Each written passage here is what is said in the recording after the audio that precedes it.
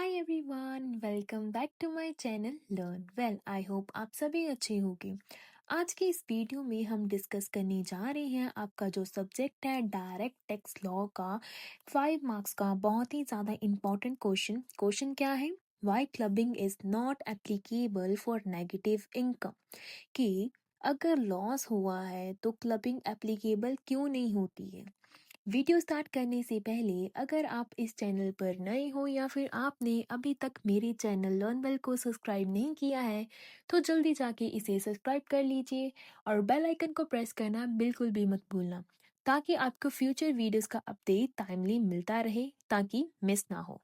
तो चलिए video start करते हैं विदाउट वेस्टिंग एनी टाइम। सबसे पहले देखते हैं what is clubbing of income. सबसे पहले बेसिक क्लियर करना बहुत ज़रूरी होता है कि क्लबिंग ऑफ इनकम होता क्या है।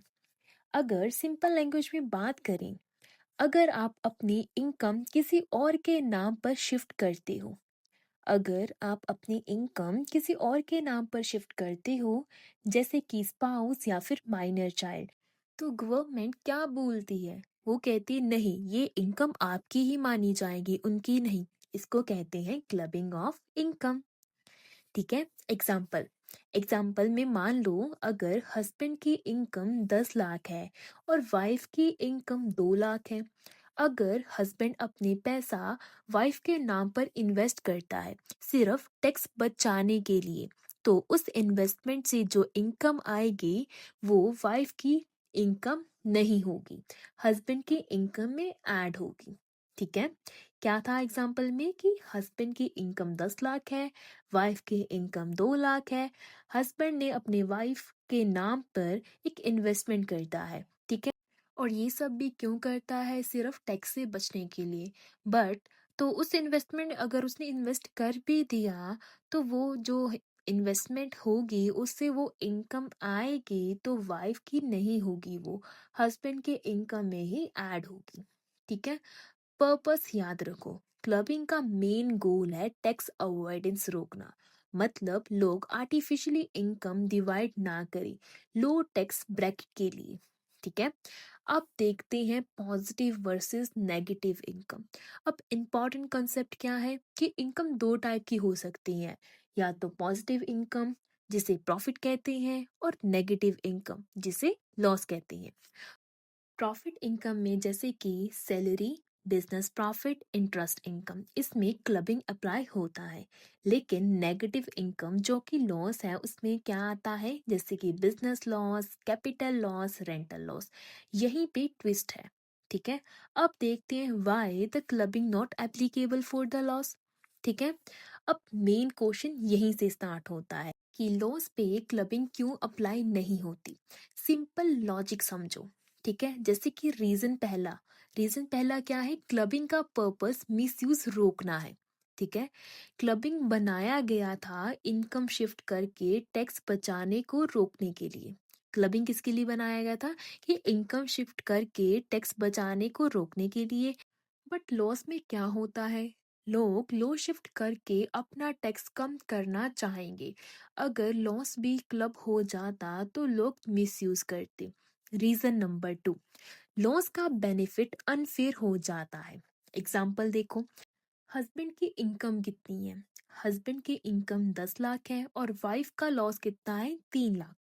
अगर क्लबिंग अलो होता तो बिजनेस अपने इनकम से 3 लाख माइनस कर लेता, टैक्स कम हो जाता है, जिससे ये क्या है, एक अनफेयर एडवांटेज होता।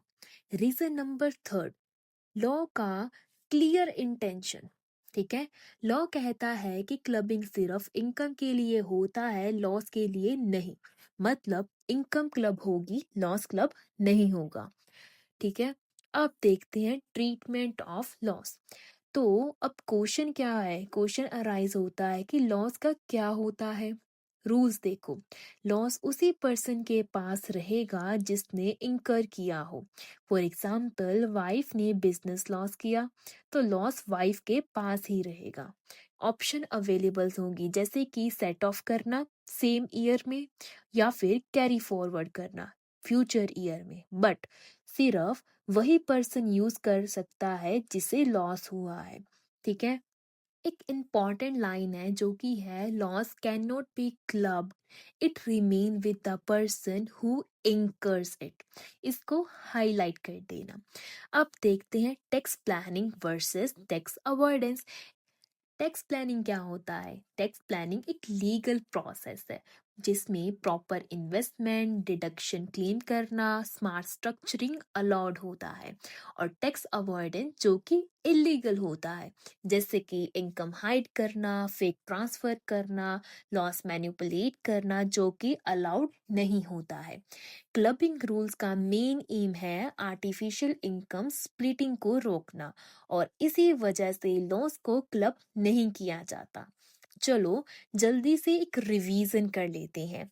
क्लबिंग मतलब इनकम को ओरिजिनल ओनर के पास वापस लाना। Applies only to positive income. Loss club नहीं होता है। Loss remain with the same person.